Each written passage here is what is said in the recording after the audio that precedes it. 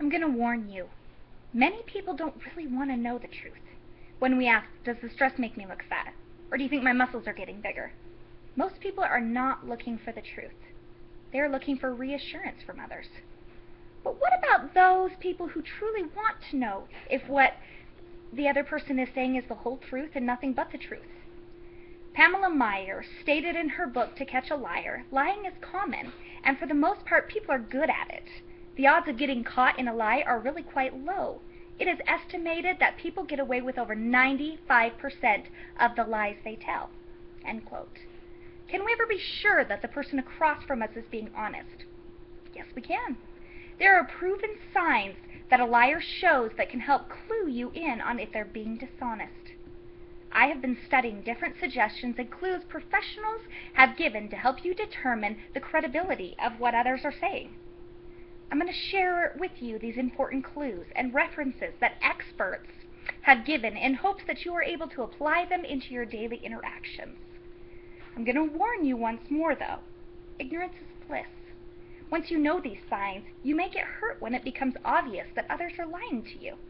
So the question becomes, do you really want to know? I'm going to give you some tips on gestures and verbal cues that may indicate that someone is being untruthful. These signs don't mean that someone is absolutely lying, just that they're more likely to be lying. These are deception techniques used by police, psychologists, security experts, and other investigators. The first thing we look for is what they're doing with their body. Your body will communicate more honestly than your mouth will. Barry Carter interviewed an attorney, Raji Dunn, who commented, quote, if they are slinking back, if they are rocking in the chair, if they're moving side to side, putting their hands over their mouth, looking down, fidgeting, those are all typical telltale signs that someone isn't being straight with you, end quote. These physical expressions will be limited and stiff, with few arm and hand movements. The person who is lying to you may avoid making eye contact. All of a sudden, they're paying more attention to their surroundings. A deceptive man might adjust his tie or his shirt cuffs, or maybe his glasses.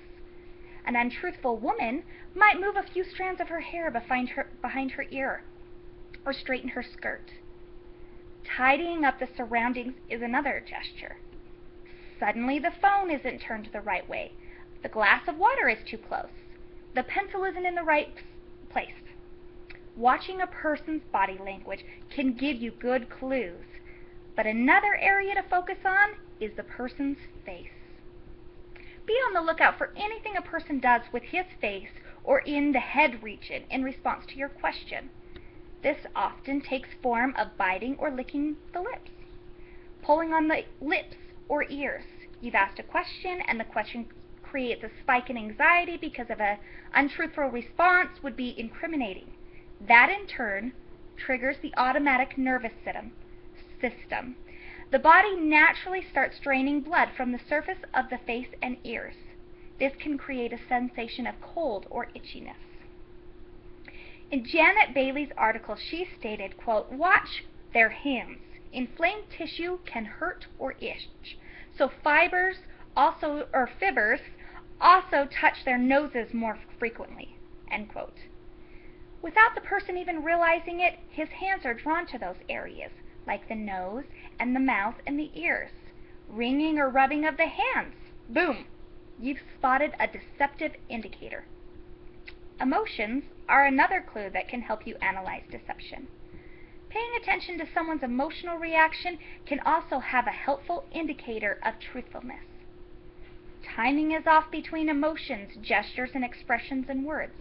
An example would be someone saying, I love it, when receiving a gift, then smiling after they make the statement, rather than at the same time.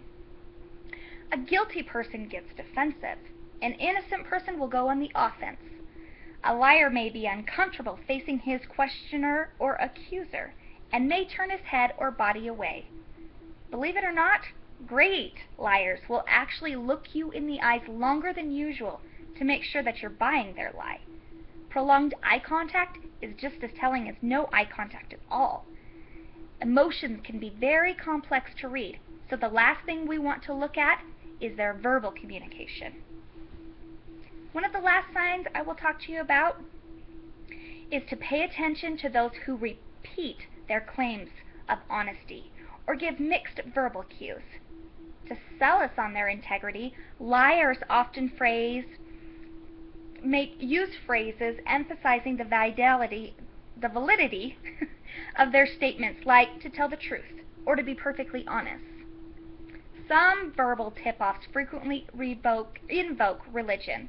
In Spy the Lie, former CIA officers teach you how to detect deception. The officers state, quote, involving religion are indicators of untruthfulness. Think of the expression, I swear on a stack of Bibles, or as God is my witness. Most people don't need to go that far. A liar may use words to answer a question.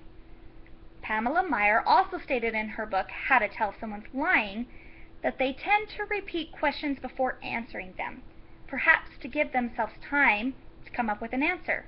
When asked, did you eat the last cookie? A liar could answer, no, I did not eat the last cookie. If you believe someone is lying, then change the subject of the conversation quickly. A liar follows along willingly and becomes more relaxed. The guilty wants the subject changed. An innocent person may be confused by the sudden change in topics and will want to go back to the previous statement. Obviously, just because someone exhibits one or more of these signs, it does not make them a liar. Brittany Zine stated in her findings, quote, there is no test that can guarantee a person is lying.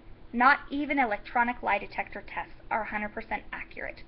But knowing how to be a human lie detector might help you find the truth, end quote. You should always compare a person's behavior to their normal behavior.